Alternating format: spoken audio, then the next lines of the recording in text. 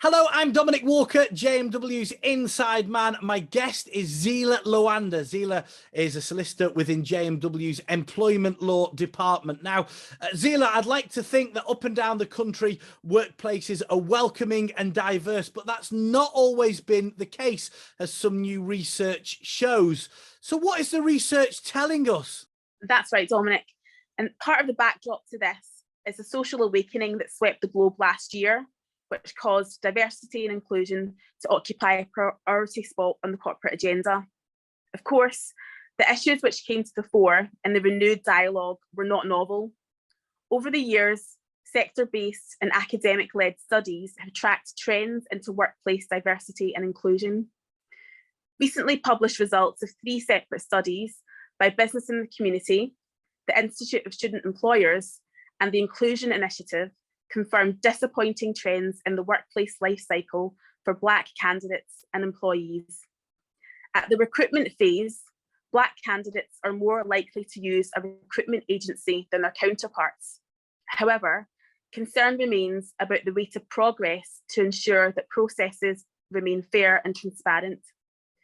Sadly, but not surprisingly, qualitative evidence documents experiences of explicit and covert racism in the workplace, non-inclusive environments, and seeing poor representation of Black people in senior positions. It's also really important to recognise that some of these trends are mirrored to differing extents for different ethnic minority groups. So there's work to be done across the spectrum. What can employers do then to make workplaces more welcoming, more diverse? Clearly, there are no quick fixes to these problems, and interventions require a multifaceted approach with the necessary consideration of nuance. However, there are steps which can be taken to get on the path to progress. So I think it's useful to mention some of the key recommendations which have the potential to be impactful on outcomes.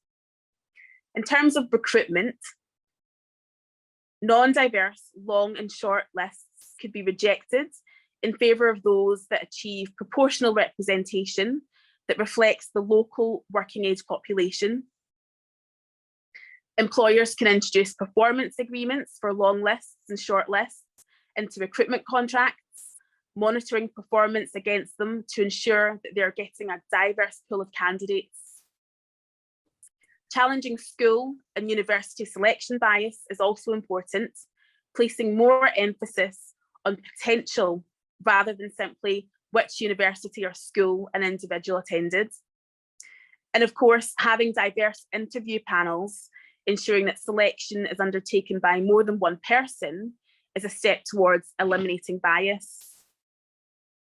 Data also has a really important role to play, and that's both quantitative and experiential people analytics.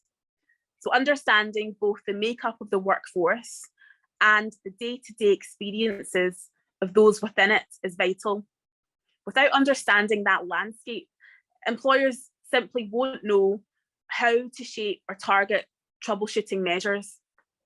Gathering data with transparency and openness paves the way for setting targets to which the workforce can hold employers accountable.